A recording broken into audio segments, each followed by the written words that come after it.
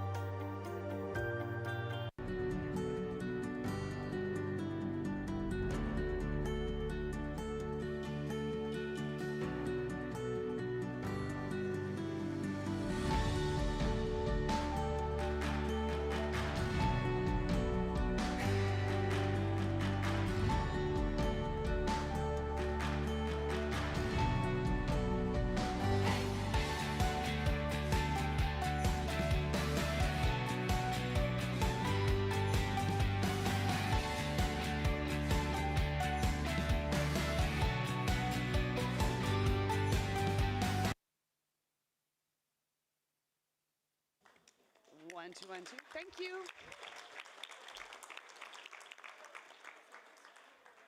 Woo! All right, we're doing this. This is a little bit more polite with mics. I don't always whistle in rooms. My name is Kate. I work in the aviation sector, the same passion. I'm part of the team of AviAll, and we are so happy to have you here today.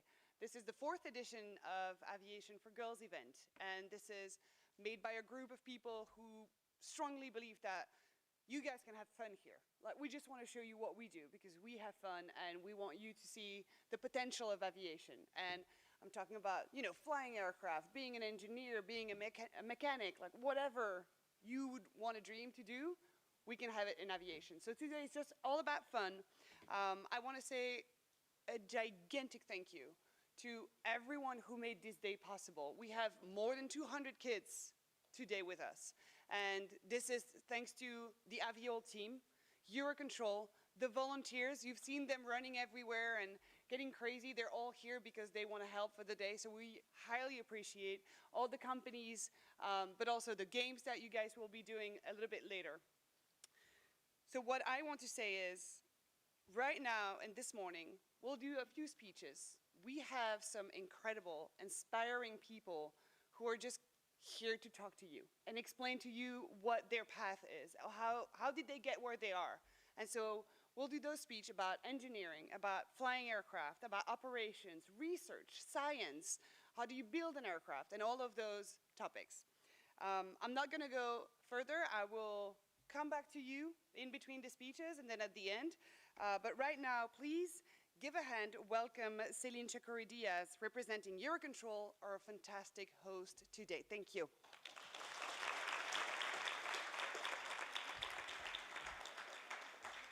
Thank you so much, Kate.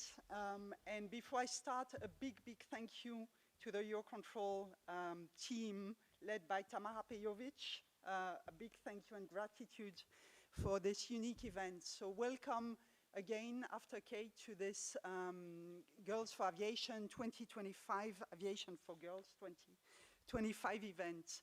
We're super proud and very happy to host you today. It's a pretty unique opportunity to showcase aviation, to unlock opportunities for all of you, today or in the future. We're planting seeds for your future here and for our future. Very thrilled to see so many young women in the room and so many young men in the room as well. The diversity and the mix is exactly what we need. You are, I think, 185 participants with about 70% women and 30% men. So again, a good mix, which tends to be sort of the opposite of what we normally have in aviation, or certainly at EUROCONTROL. It's usually 30% women at best, and 70% men, so today is a good day in many ways. You come from 23 countries, so look around the room, and we've got a wonderful spectrum of countries, nationalities, languages, backgrounds. So again, this diversity is amazing. Your average age, I'm told, is 16. Well, I guess some of us on this side of the table are bringing it a bit higher. Not me, of course, and not you, Kate, but average age of participants is 16, and that's why today is about the future. You are hope and our future, really. Now, at EUROCONTROL, we take diversity very seriously, diversity, equity, and inclusion in all its dimensions. And for you, the future generation, bear that in mind. Diversity is really not just gender diversity or age or background or ethnic diversity or many other dimensions. It's all of this. And when you get diversity in all its dimensions, that's when you really make it.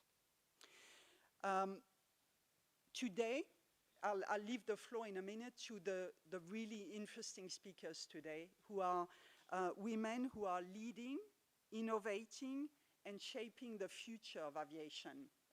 Role models, essentially, for all of us. They are colleagues who face challenges, who have broken barriers, and paved the way, probably much in the same way that you'll do it in the future. And I'm trying to look at the whole 360 room here, and I was telling my sons at the weekend that this was absolutely fascinating and certainly the best part of my week, and that I wish I would have had events like this when I grew up, and I really make the most out of it. Today is your day. It's your day to challenge, to listen. I think in the afternoon or towards the second half of the morning, you'll also be able to simulate. You'll be able to play serious games, but it's your day to learn, to be curious, to decide that some things may be interesting to you, some may be a bit less today, but keep your mind open and really make the most out of today. It's your day. We're also doing this day to show that, as Kate mentioned, aviation isn't just about flying planes. It's that, probably first and foremost, but it's also about designing airspace, managing operations, managing air traffic control, as we do in this organization, solving problems, building technology. I work in aviation, managing the workforce of EUROCONTROL. I'm the director for the staff here, if you want. I've only come to aviation a year and a half ago, so aviation is actually quite new to me.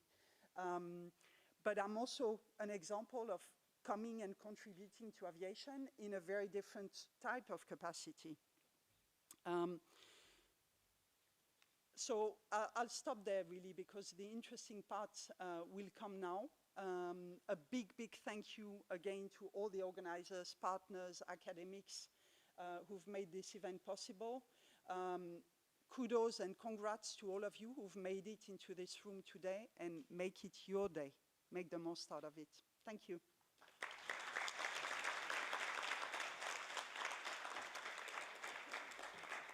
Thank you very much, Céline. And we're going to go on because we are tight on schedule. Our next rock star is Honorata. Honorata is the managing director for Boeing in Poland and Ukraine. I mean, we're talking about a woman who leads 2,400 people. She's been in aviation for 20 years, and she has had multiple awards for the work that she does. And also, fun facts, because I will be giving you fun facts. She swims in cold water. Like, she loves to swim in cold waters, and she swam in Greenland, guys. So, yeah, please give a hand to Honorata.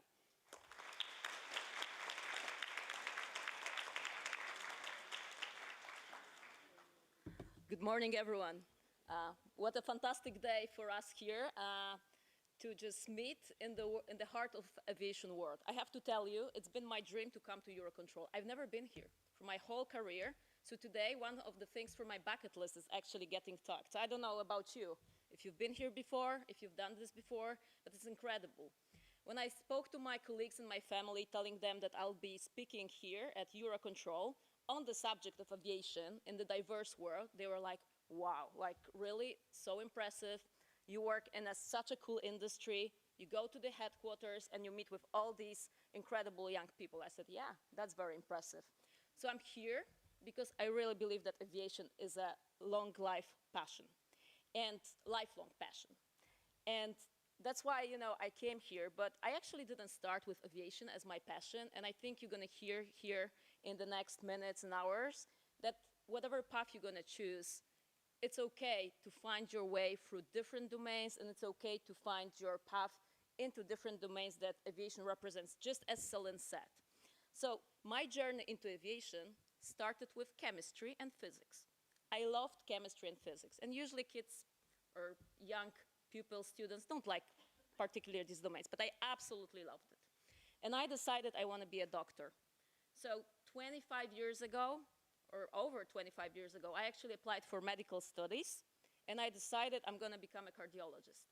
I also watched the series, American series called ER, Emergency Room, and I think most of you are probably too young to remember this series.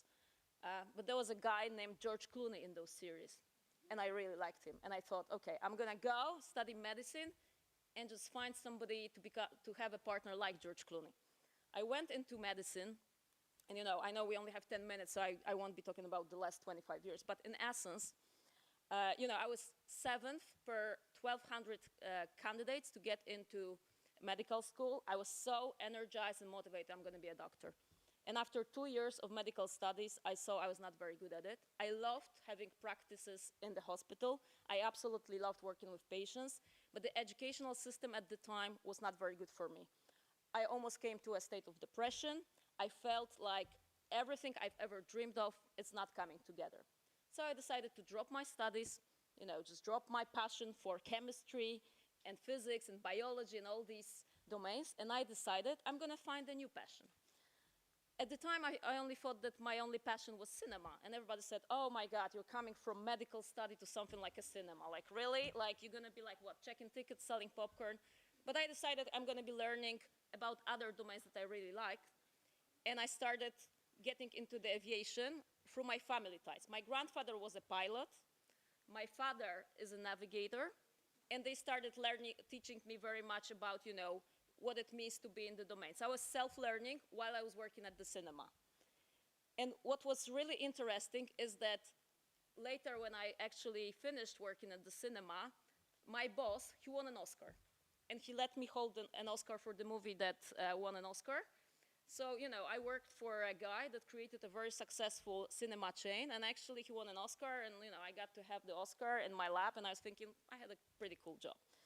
But later, you know, I thought I need a more serious job, and I joined the technology domain, and I became actually a part of the Thomson Reuters company, where I was dealing with the finances for the aviation industry.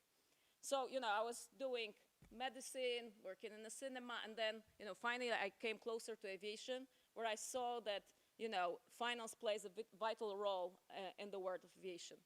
So, you know, you might think I was confused. No, I thought I was doing the right thing at the time. But I also started working on the technology side of it. I was working on merging financial databases through software teams. And I realized, really, and this is something that maybe you want to consider sitting here today, I realized that technology, science, you know, complex domains, complex concepts are very similar. And I've realized that actually understanding physics, chemistry, understanding how to teach a lot of stuff when I was there preparing for medical school can enable me to learn anything, especially in the domain of aviation. So I decided I need to go and work for a company in aviation. So I knocked on Boeing's door, and this was almost 11 years ago. And when I applied for a role, coming from Thomson Reuters at the time, they didn't have a position that was equal or higher of a level that I had in my previous company. And I saw they only had a position of a lower level.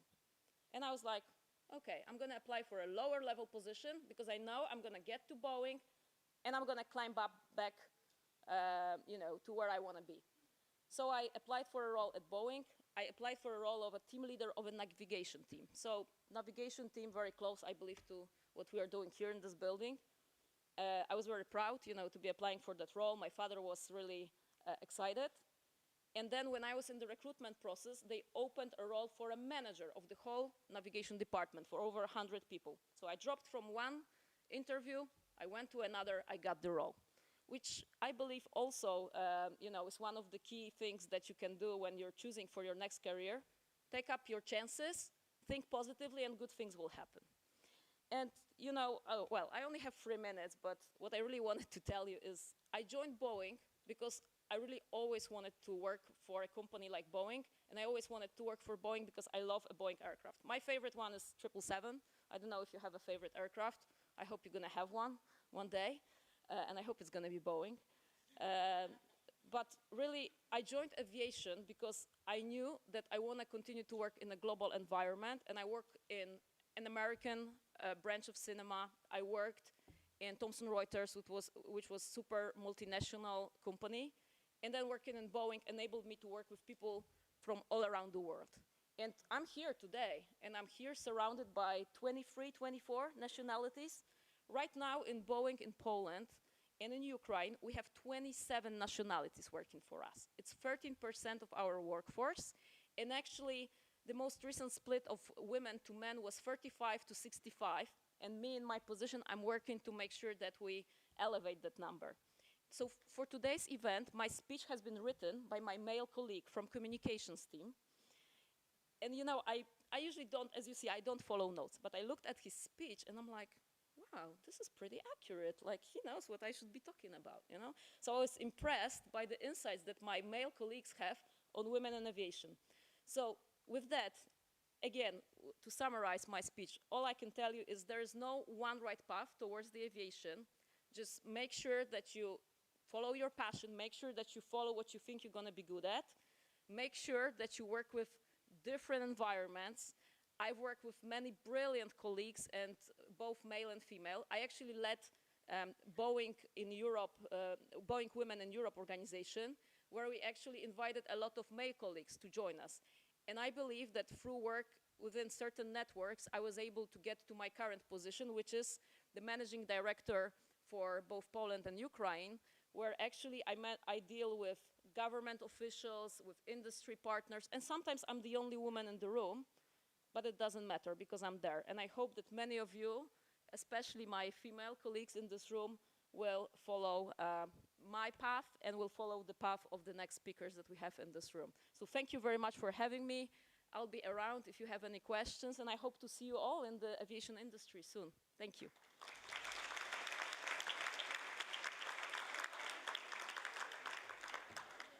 Thank you very much. What a rock star. Thank you so much for sharing your story and being here today. Highly appreciate it. Our next rock star is Cécile. Cécile is a researcher.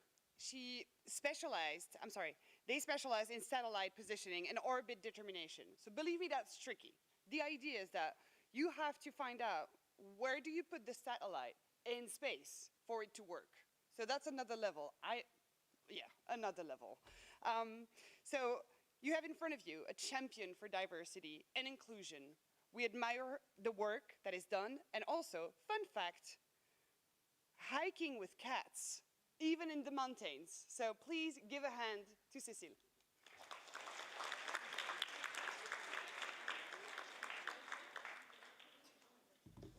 Hello. Nice to see you all. I'm just checking, is this the slide? Okay, great. Yeah, so we're switching to aerospace here. And I was thinking, what can I tell you? And I tried to remember what I was feeling when I was in secondary school, and I actually had absolutely no idea what I wanted to do. So just to be safe, I had the options of Latin and advanced mathematics, so that I could cover more or less wherever I wanted to go afterwards. And I really decided what I wanted to do at the very end of secondary school. Literature was interesting, but I wanted something a bit more connected to science. But then in the advanced mathematics, I was one of the only girls. It was mostly boys. And the talks there were scaring me a bit. So they were all about to apply for engineering studies. And they were laughing at the girls in the class, saying like, oh, there are actually no real women in engineering because they are all lesbians. I was a bit frightened when I heard this. And I decided instead I would go to science, not engineering, because that scared me. It turns out now I'm working as an aerospace engineer, and I'm also a lesbian, so actually they were right. I just didn't know at the time. I'm working now with a lot of people, like engineers, of course, also physicists, but not only that. And I think that's what I wanted to mention, and where I met Honorata there. Is that there are many people working in the space industry, and you don't have to have a clear idea, you know, since you're a kid, that you want to be an astronaut or that you want to work in space, to actually get to work in space. So you can see on the slide there a picture of all the debris around the Earth. It's like, of course, the debris are bigger than what they actually are. This is an artist's vision. But you might be aware that because we send satellite into space, we have lots of debris orbiting the Earth, and we have to manage this. It's a big issue environmentally speaking, so we need people who are trained in environmental studies, in sustainability, to deal with that. We also need policymakers and legal experts so that we can actually create rules at the European levels and hopefully like even furthermore. So these are, for instance, some aspects of space that we don't always think about when we think about space. This is a picture from DLR, so where I work, the German Aerospace Center. We have an astronaut training center.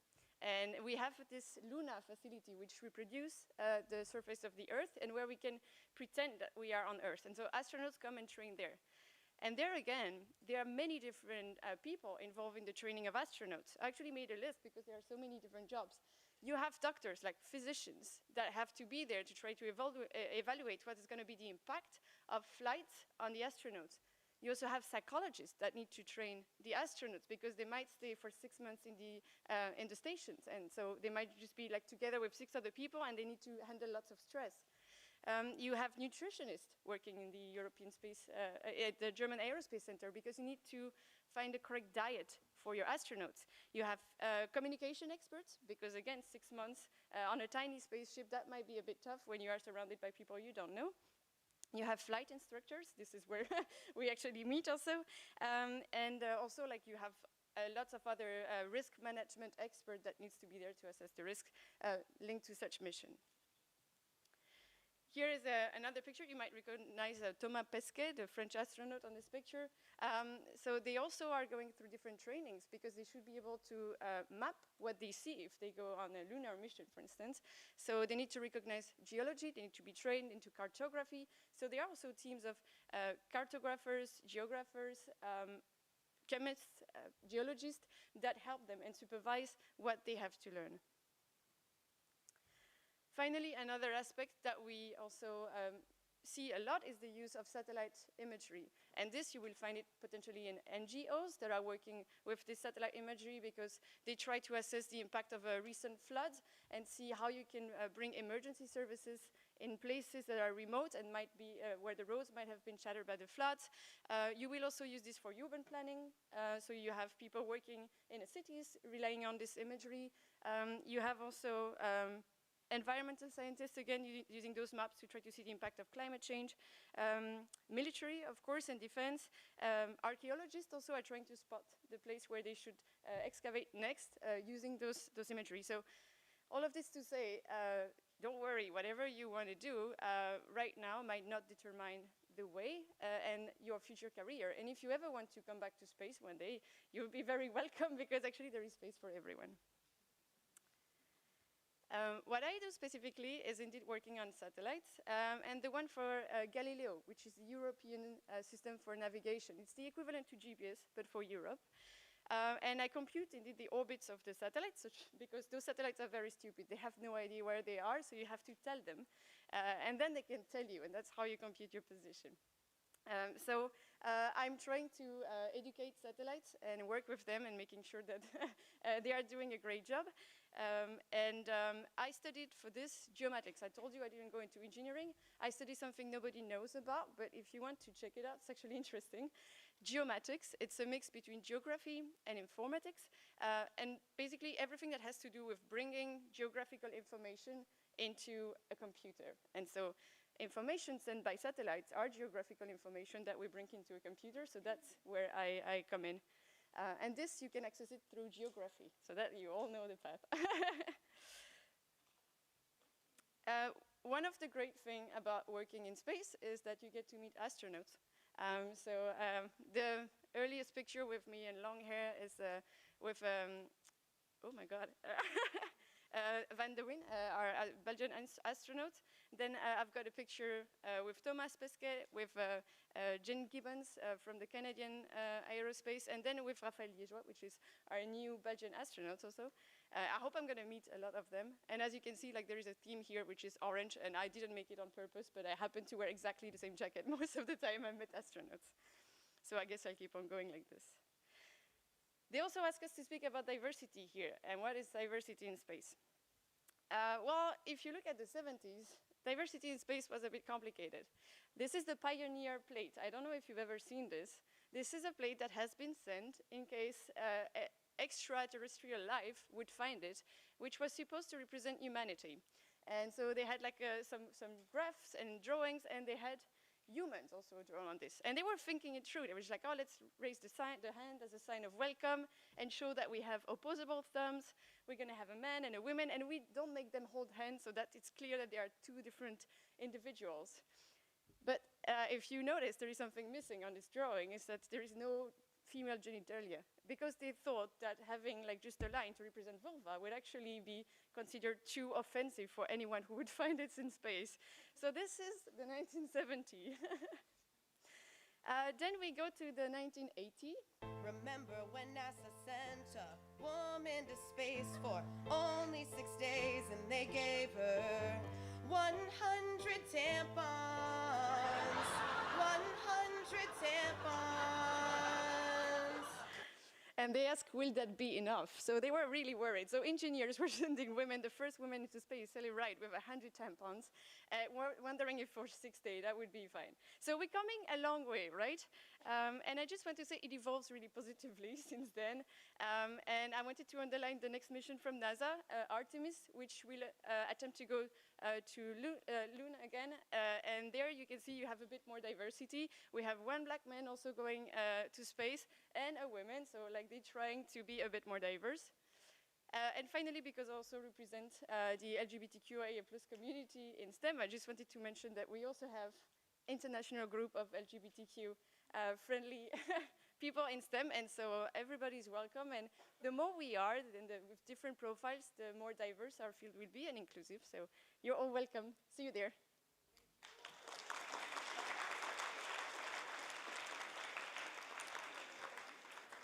Thank you so much for this incredible speech and for making everyone feel welcome. I think that's kind of the theme of here, and that's why we're here, is everyone is welcome. So our next rock star, Rita, she comes from Hungary, and she is, managing director for Turn Systems.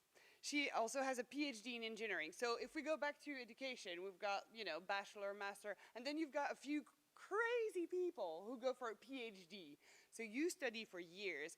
Well, Rita is one of them. And believe me, she deserves the rock star name. She is leading innovation in air traffic management. She will explain a little bit more about that. And my fun fact about Rita is that she does 5 rhythm dances. You don't know what that is, right? I didn't either. So 5 rhythm dances is dances, free movement to connect to people, to feel better, and to discover yourself. So if you have questions about air traffic management, being a rock star in aviation, or 5 rhythm dances, you can ask Rita. Give her a hand. Thank you.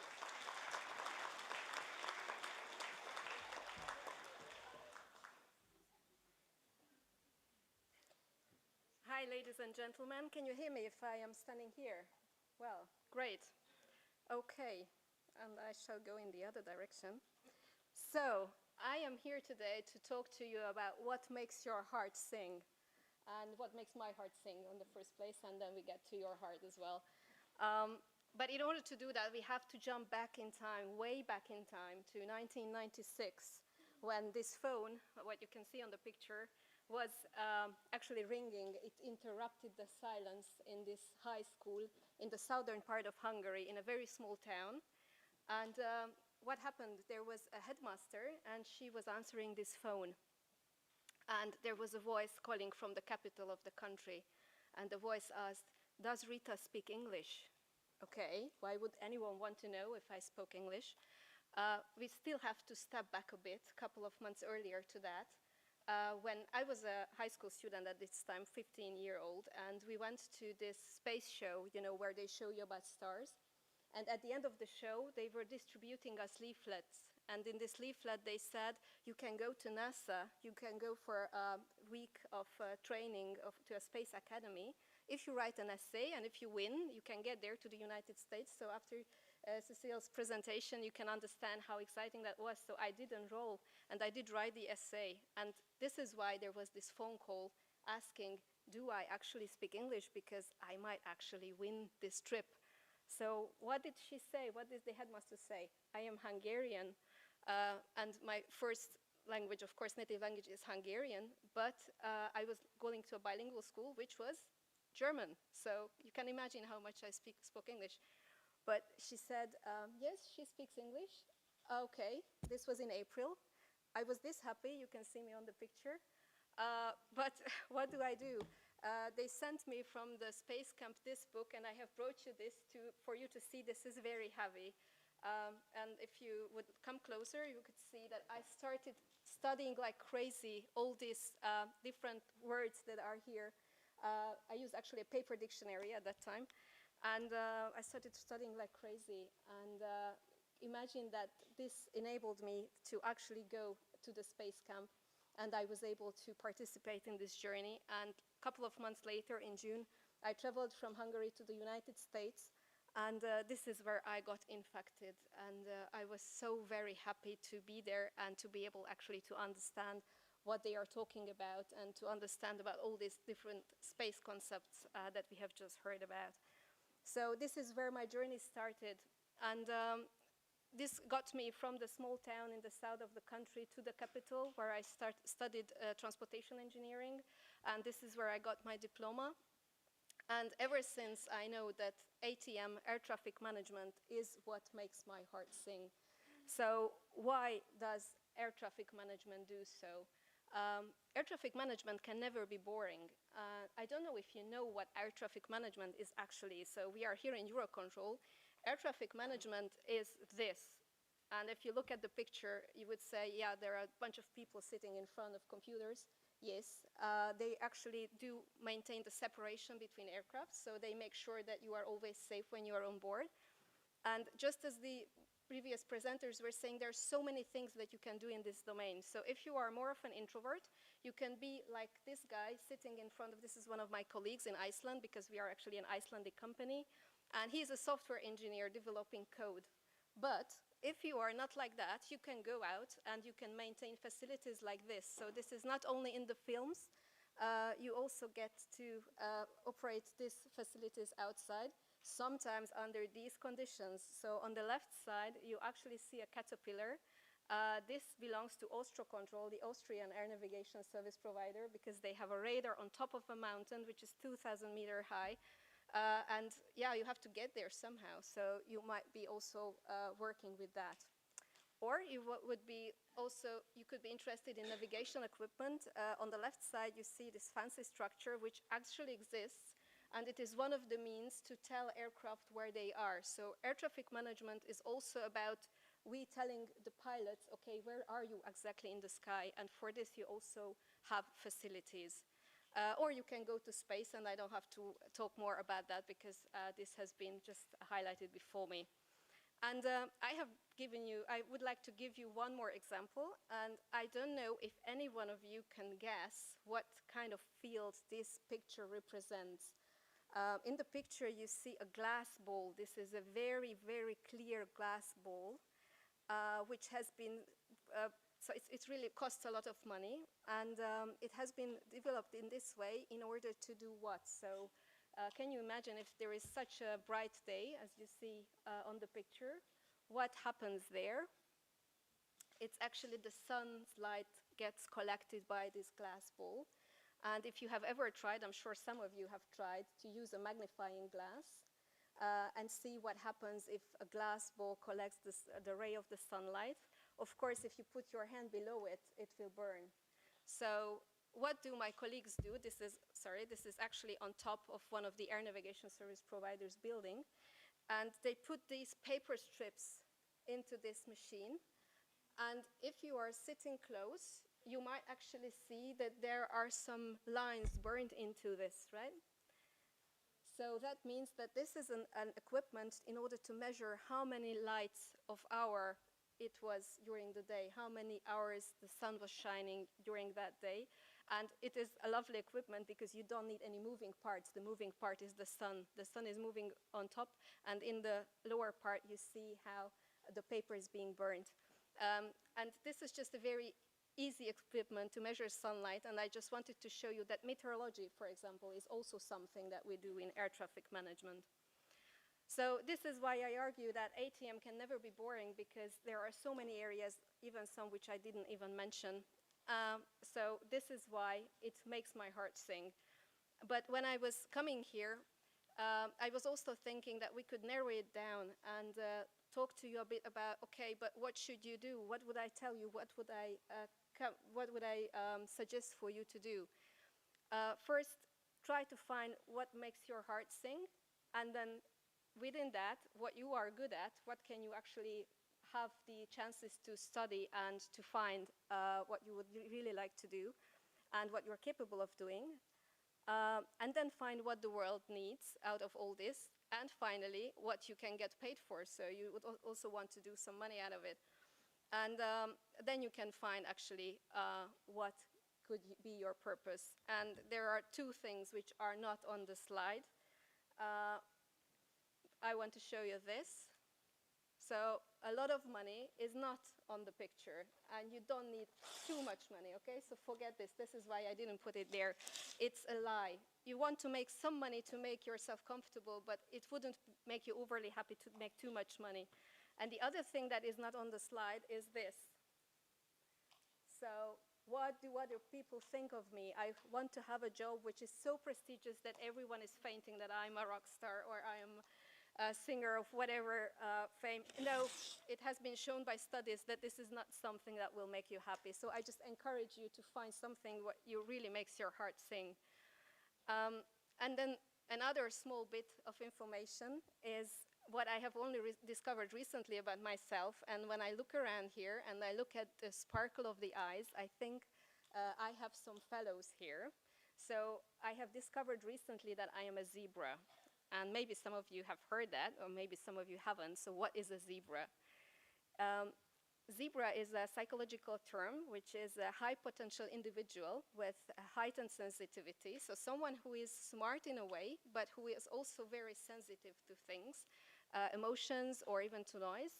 And we tend to have this firework thinking, which is unique. That means that if you see a concept, you actually see everything at the same time. And sometimes it's very difficult to talk because you see everything already. And you even think in a speed which is a bit higher than the usual. And then you might find it difficult to explain all your ideas to others. And you need to have a purpose in your life. And you need to, you wouldn't want to do work where you don't see what is the meaning behind it. And well, since I discovered that I'm a zebra, it's a bit easier to relate to all the other notions and to these boring meetings sometimes at workplace, because I understand that that's how I function. And I just encourage you to go and look if probably you are a zebra as well. And I am sure that there are some zebras in the room already. I have seen that. Today I work at Turn Systems. This is an Icelandic company which does create software for air traffic management. So we make sure that the planes actually don't get too close to each other because the air traffic controllers get to see them, right, and know which one is which. Yeah, finally, just to tell you that this is a job with purpose for me, because every time I'm on board of an aircraft, I can know that these systems enable us to have a safe journey and to make sure that people actually get to go to see friends, to meet colleagues, to come to these fantastic events. And this is what we enable. So, well, actually, this is really what makes my heart sing. Thank you very much. Thank you so much. Thank you so much, Rita.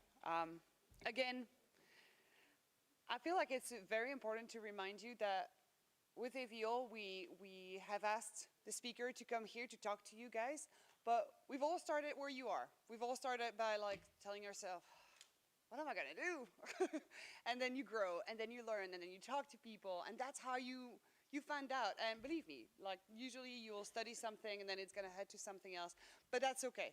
So that's the message here is where you are right now, we've been there, and growing into what you love to do is going to be your goal. And yeah, I think that's the main message. And thank you very much, Rita, for saying this. Our next speaker is Krystina.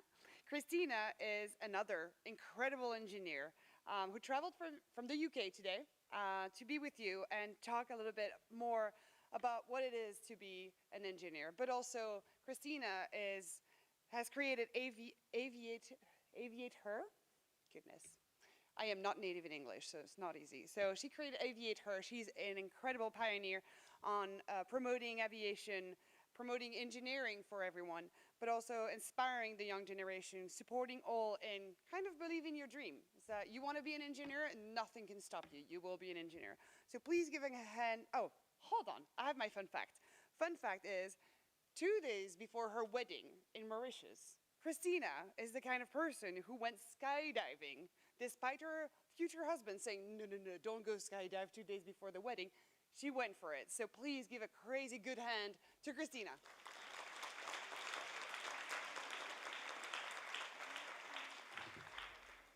Hi, okay. Hi everyone, it's so exciting to be here. So I've come from Liverpool in the UK, but I'm really excited to be here. So I am an aerospace engineer. I work as an engineering delivery lead and early careers lead at BAE Systems, and I'm going to talk to you a bit about how I got to where I am and kind of the jobs that I've had on the way. So I just wanted to start off with a picture of myself when I was younger and kind of recently, just to highlight that this kind of thing that I do now, I wouldn't have imagined doing years ago. I was a really shy girl. My mum used to say that when I met new people, I'd hide behind her because I was so shy.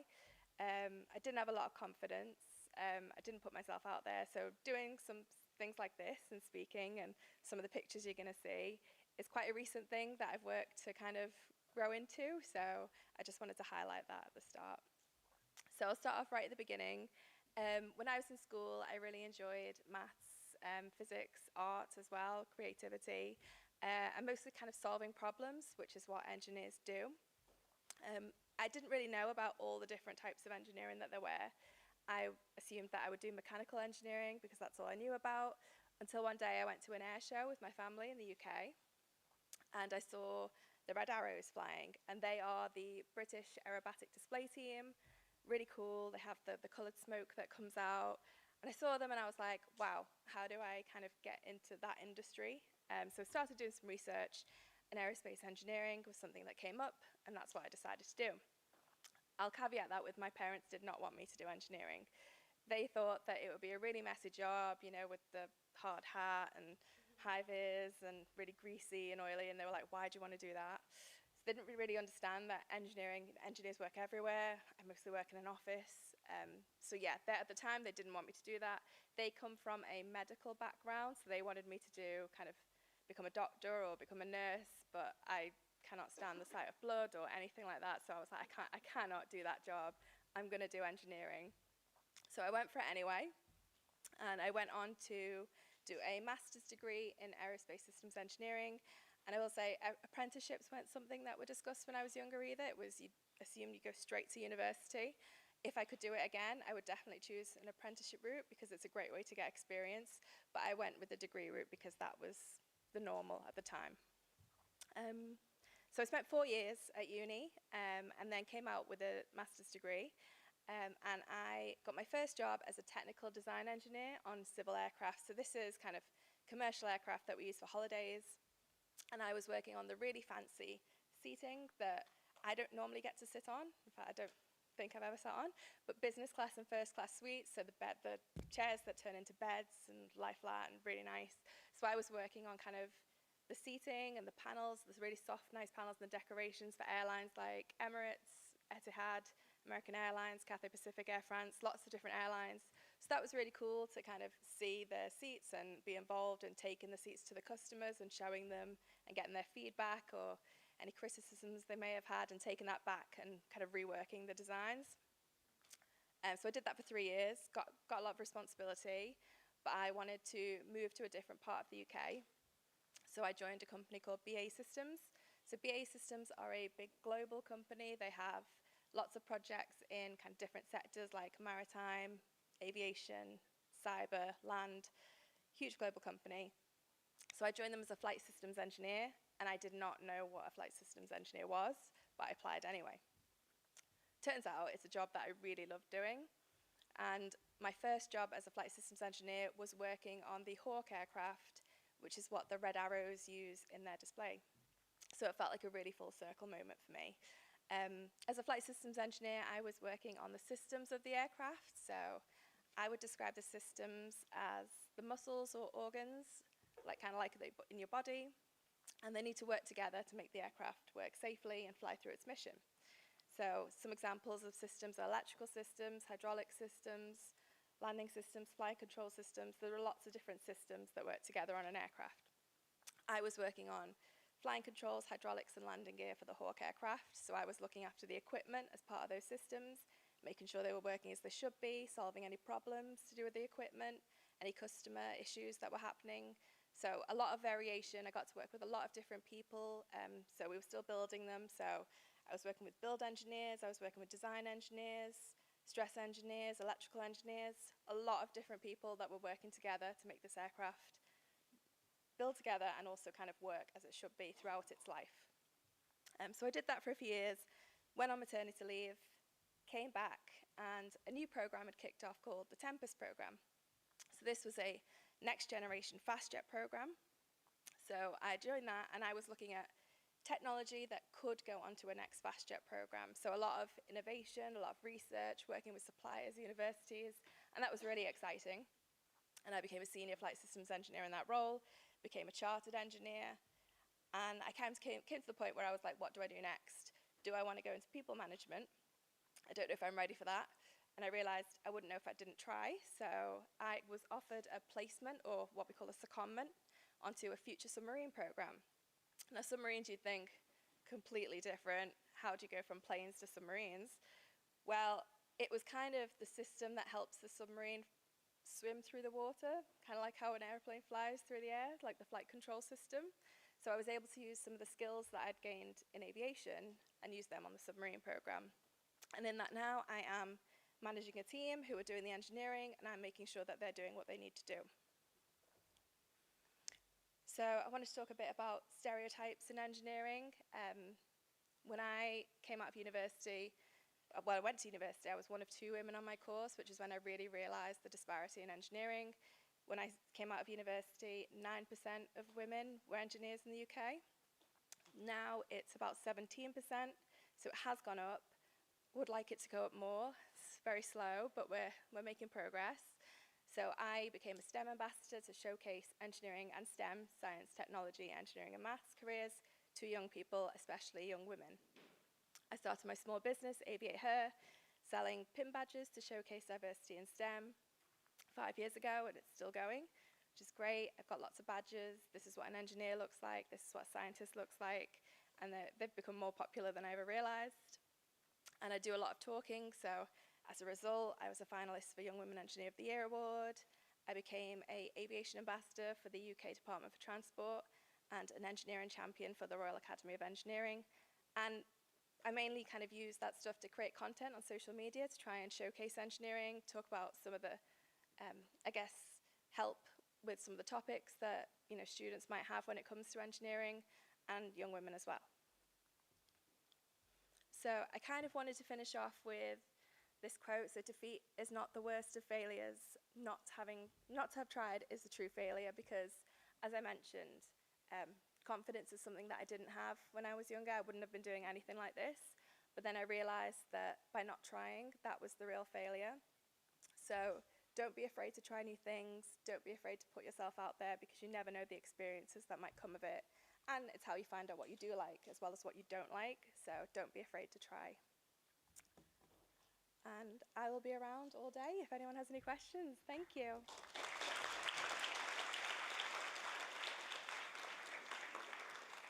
Thank you very much for this inspiring speech.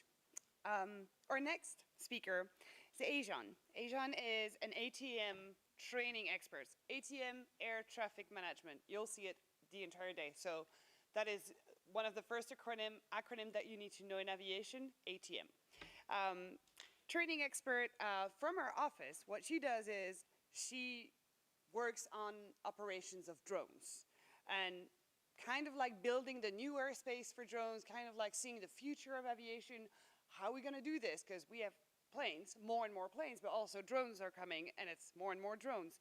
So definitely she'll be talking about the future of aviation. And my fun fact, I'm loving this fun fact thing, she is an Argentinian tango dancer. There you go. Who can do that? All right, give a hand to Aycan.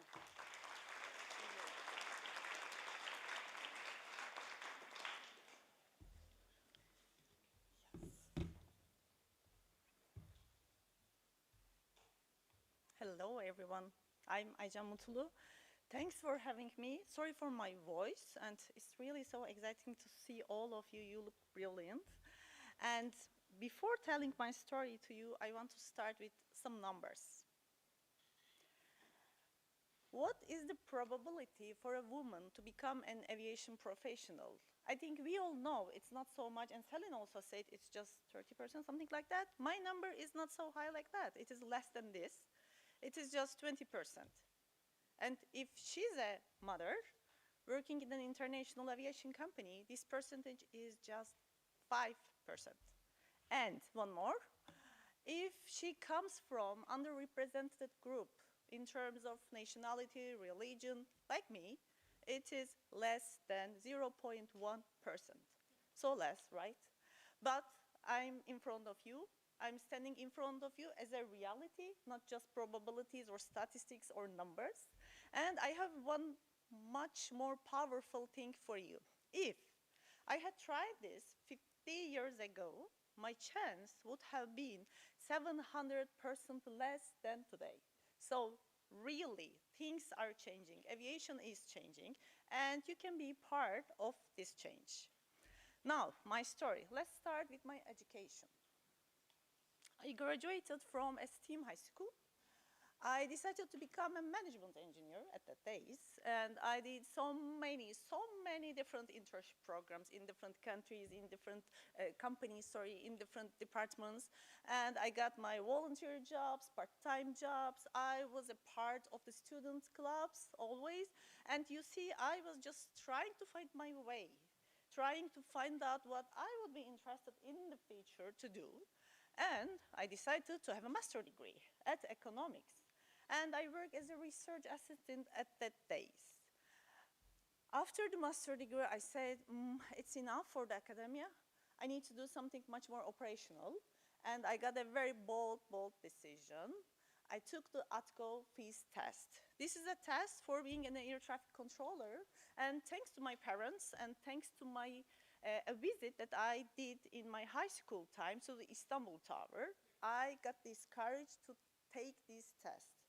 You see, this is the beginning for me, the beginning of my journey into the sky, into the aviation. And why did I explore so many different things?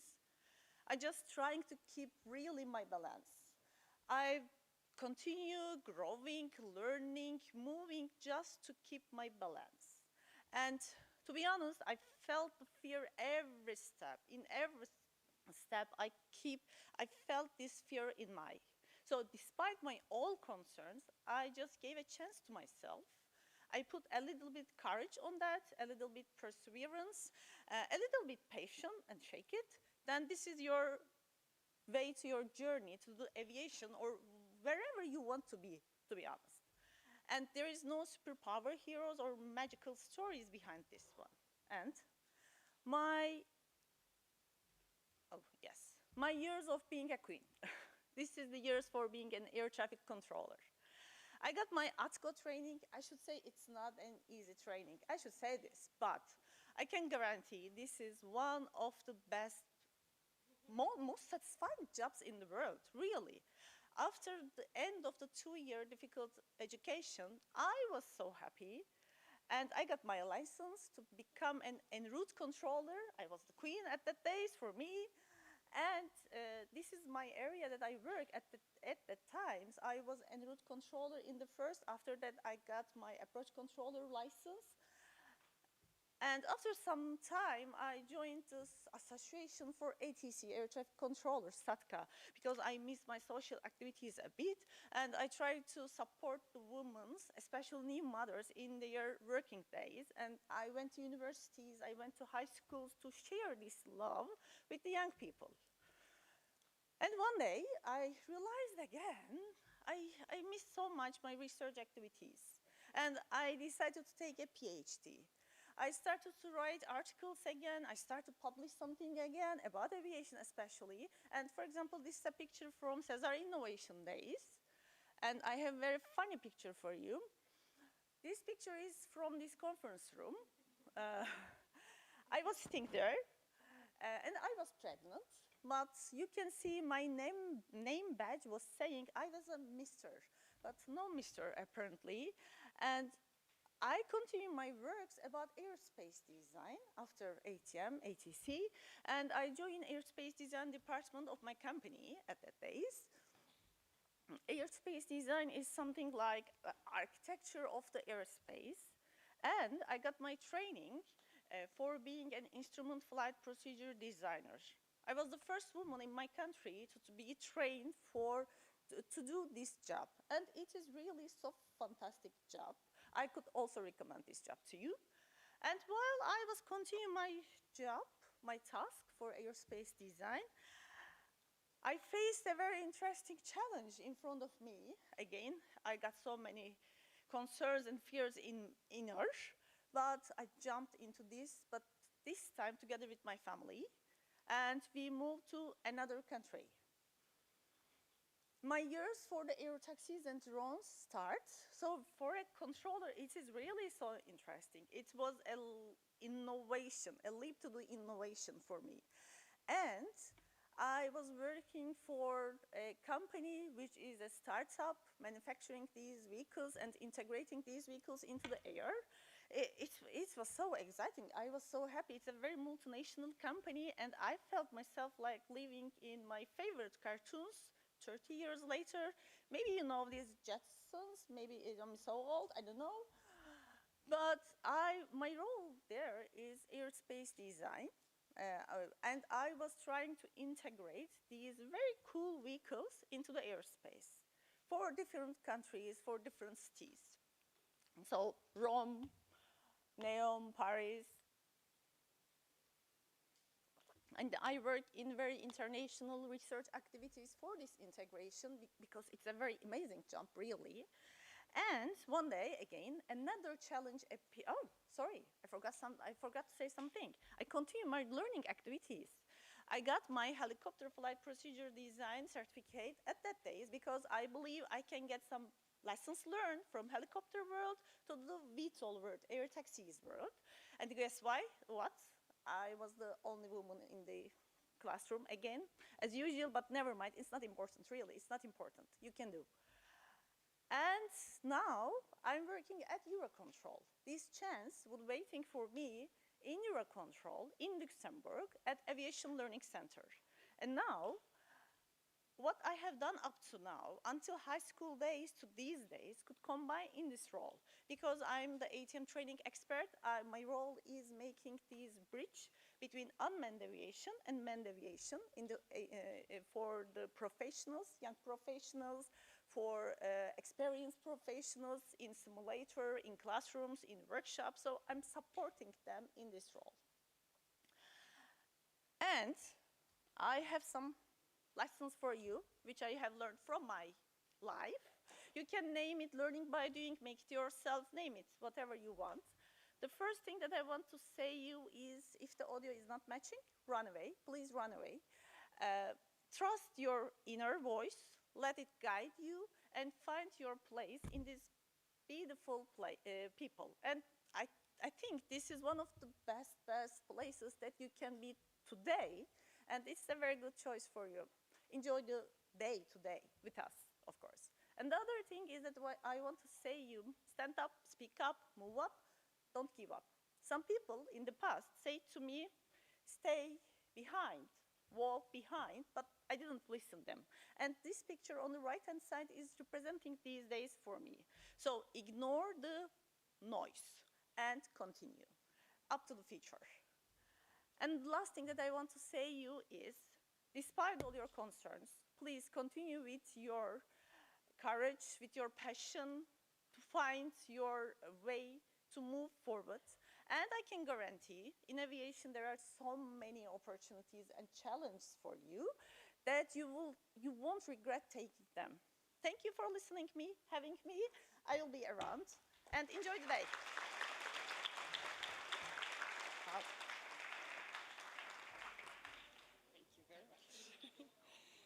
Thank you very much. And I'm inspired to be here.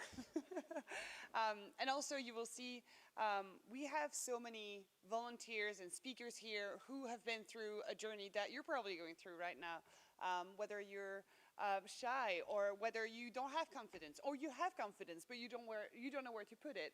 So all of those discussions, please have them with us. Again, you're in a safe place here, just come and chat with us. That's what we do. Our next speaker is from France, La Rochelle. Natacha is a French professional pilot. She is flying around Europe with Elixir aircraft. If you don't know the aircraft, Elixir aircraft, pretty cool one. Natacha goes to flight school, she goes to clients, air shows. We've seen each other in many air shows. And she's going to tell you a little bit more about what is it to be a professional pilot. And also, my fun fact for Natacha is that Natacha is also a firefighter volunteer. Pretty cool too. All right, give a hand to Natacha.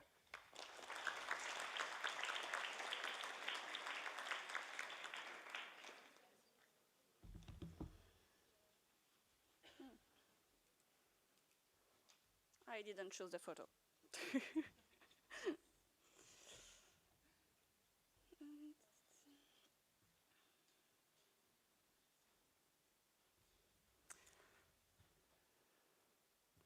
Well, hi everyone.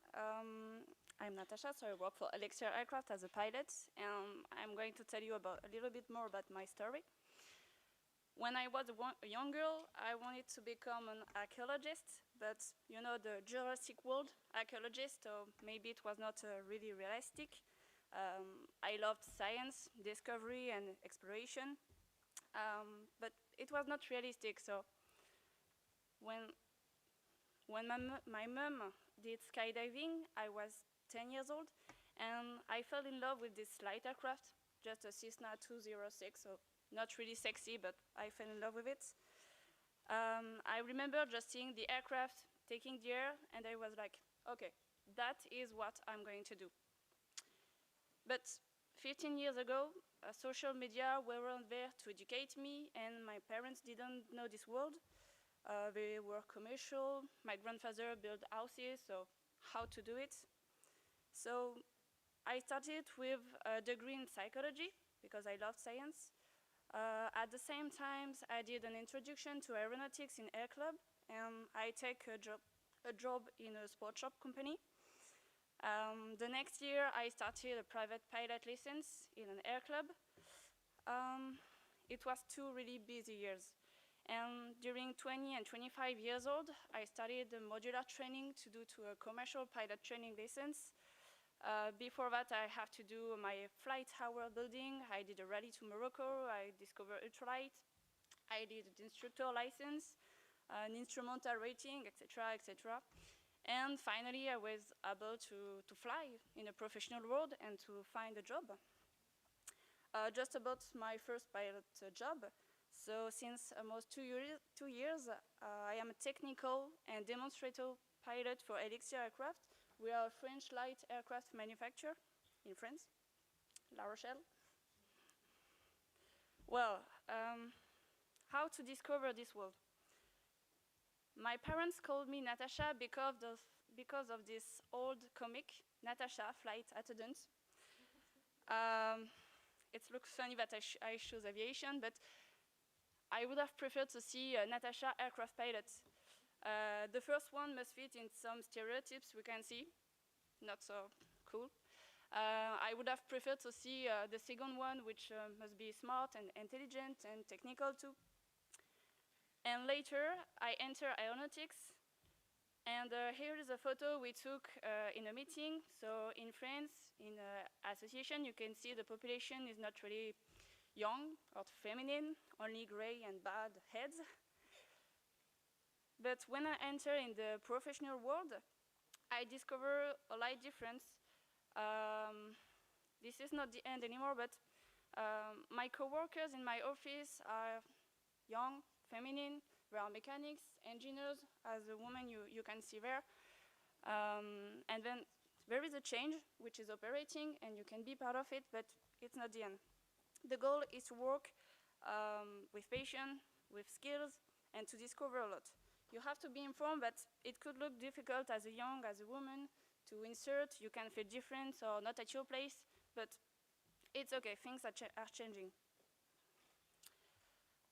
I love study, but I quickly understood that I need to gain some more real experience, real life experience. You have to start somewhere, but if you don't know this world, it could be hard to find where is somewhere. For example, as I did, if you join an air club, you can try some introduction to aeronautic.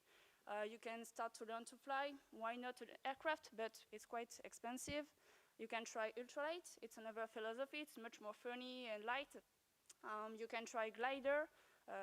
You feel more liberty, more aerodynamics, etc. Another thing you can try is simulator. As an instructor, when I fly with a student, I always see in the first minutes if he ever did simulator. It's a really good way to start to fly, to start to have some experience easily at home. And then, if you want to try some professional atmosphere, why not to test some military programs over summer, for example. What about me? I started at my air club. I worked to have more finance. I worked from helicopter company to do the safety briefings for passengers. I worked to organize the student programs in my air club. For example, you can see we've been to a simulator and Space City in France to discover more. I did with these students some electrical aircraft flight hours. And then I decided that I need to have more experience, more personal experience, so I joined a rally to Morocco. I needed 1 year to finance the project and to join the adventure. And then we just crossed Europe with our light aircraft. Well, everything was not always easy. We have some mechanic troubles, we have to deal with the weather, we have to do a lot of flight preparation. You can see on the picture, there is a mechanic just under the wing. We have a flat tire. Just before the day, we had to land in a sand runway. So it was not a good experience. The next day, we had a short engine failure just above water. So everything is not always easy, but if you experience a lot, you will be able to face all of the situations you will need, all the critical situations too. So you just need to have a lot of experience. Just try on it. Okay, so now imagine you choose aeronautics, you choose to become a pilot. If you love technology, big industries, if you love procedures, airline. It's the first thing you think when you think about being a pilot. But if you don't want something, you need to be more adaptive, maybe more flexible, more surprising.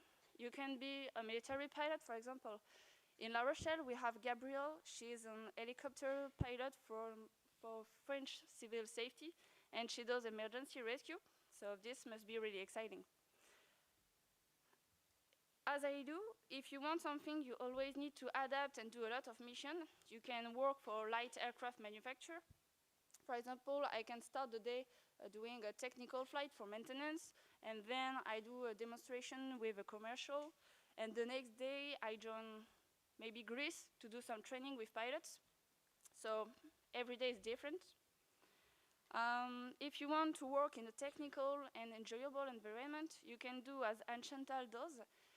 She started her career being a pilot cars racing for a championship, and now she brings some passengers to discover French landscapes in helicopter. And maybe if you love techniques, precision, sensation, aerodynamics, you can do like Jeanne Dessin. She fly at my air club, and she is a French aerobatics competitor. She won in 2020 the French competition aerobatics air cup, and she started as an engineer. So as you can see, a lot of missions exist, a lot of ways exist to go into it, a lot of flying machines too, so a lot of opportunities.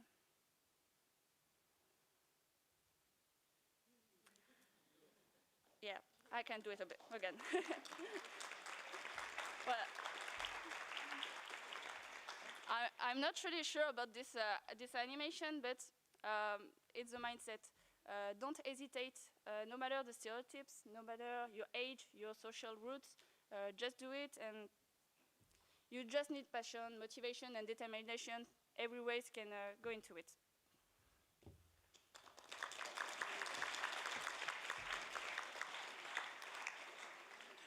All right, all right. Well, someone is very lucky they woke up, because I was about to put you on stage with your glasses. I saw you. Right there. Oh, yes, thank you. Thank you for your attention. All right, we have one more speaker, and it's Zanthe Jordine. So Zanthe works with Gamma in the same company as I do, and she has traveled the world. She comes from the United States of America, Washington, D.C. She kind of makes sense of regulatory efforts. So whatever the authorities are building, she makes sense of it, and she helps the industry understanding it. She has been a volunteer at AviAll for more than a year now. Yeah, and she's going to give you a little speech. Also, Zanthe comes from Jamaica. So, yep, give a hand to Zanthe. Okay, good morning, everyone. Okay, we're gonna go again. Good morning, everyone. Okay, amazing. I'm so happy to be here. As Kate was saying, I was sitting here listening to everybody, and I am so inspired. I can see a little bit of myself in every single person that's come up here, so I hope from all the speeches today, you guys are engaged, you guys are asking questions. So once again, my name is Zanthe. I am 23 years old. And not too long ago, I was in a position where you were, where I was interested in aviation. I had questions. I was actually looking for a job in aviation, and I was trying to find people to talk to about it. And that's how I ended up stumbling upon AviAll. And AviAll, as an organization, helped me build my CV. They helped me build my LinkedIn. They helped me help me with interview questions. And with that, now I have been working with Gamma for almost 3 years, all thanks to AviAll. And through my experience, I saw how important it was to help young people when they're looking for the help. So with that, we have decided to launch the AviAll mentorship program. So to be involved in a mentorship program or mentors, you have to be working in aviation currently or have worked in aviation. So all of you qualify to be mentors. And also you have to be passionate about developing the workforce. For the mentees, you have to be at least 14 years old. We want to make sure that you are able to come to professionals and kind of gauge to where you want to be. If you have an idea of what you want to do in aviation, you can ask more specific questions and they can give you guidance. And obviously you have to be interested in aviation. I mean, you can be interested in like cooking. We can have like a little cooking, conversation, but mostly aviation. So I'm Zanthe again, and you can also speak to Esther. Well, that's Esther right there on the screen. We will be at the Gamma and the AviAll booth if you have any questions about the mentorship. And to make it so much easier for you, we're both right beside each other, so you can even talk to both of us at the same time. Or you can follow us on Instagram, you can follow us on LinkedIn, or you can send us emails individually, and we can get you connected into the mentorship program. So this is just an outline of what the program will look like. We are starting next year in January, so please send us your emails, and we will match you with somebody that is in the profession that you want to go into. Get in contact, guys. I'm here. Please ask me questions. I'm here all day. I would love to speak to every single one of you. If I can, I will. But please come and talk to us. Please ask us questions. Get engaged. Thank you.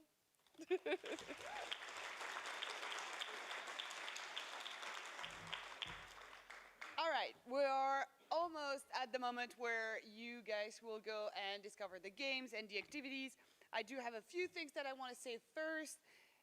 In January, we have the mentoring program that Zanthe and Esther are working on. So please, if you want to talk to people who are doing jobs that potentially you would want to do, go for it. And I have one more slides for you guys about another thing that is starting in January, and it is the EU Aviation Design Challenge. Last year, we had the first edition. It is on Instagram. The only way to access that competition is through AviAll Instagram and or supporters and sponsors. Well, basically, you'll be given instruction on some things that you need to do. Like last year, it was a video to explain what would be the aircraft of the future. So kids had to do a 2 minutes video on Instagram, post it. Some of them wanted to be private, so we accept that as well, of course. And then we had a selection of 10 finalists who went to the Paris Air Show. Well, this year, it's not the Paris Air Show because it's every 2 years.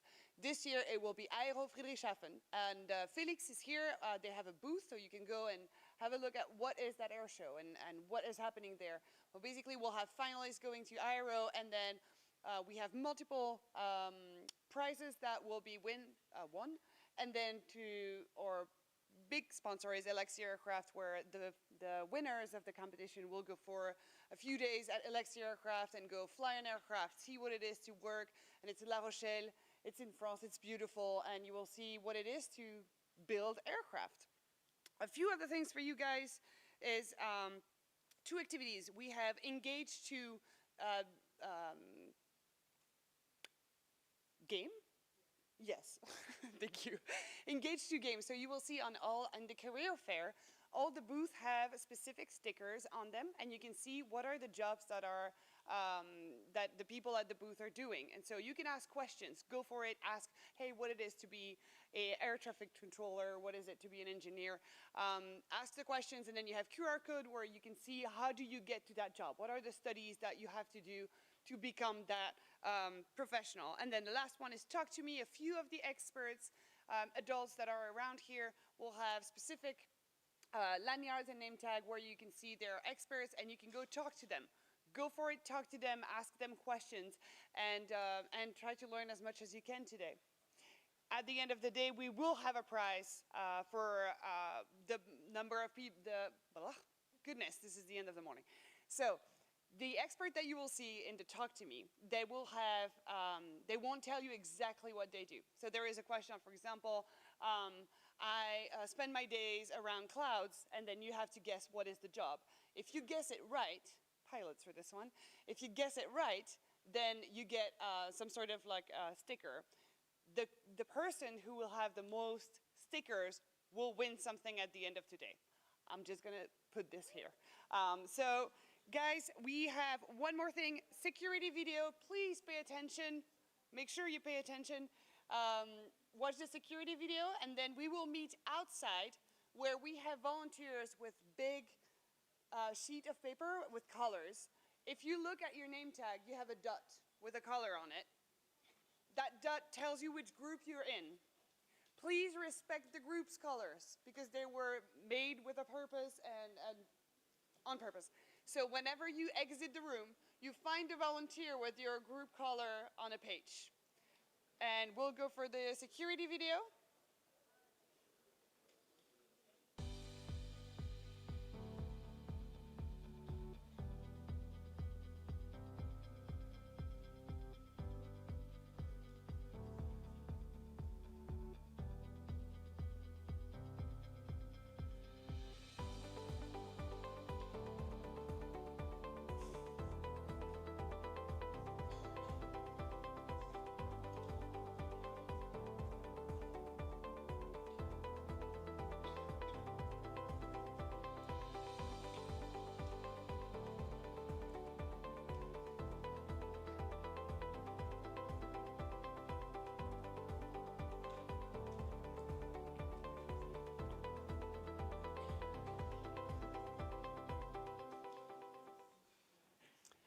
All right, well, thank you everyone, and let's go for the games. Have a good day.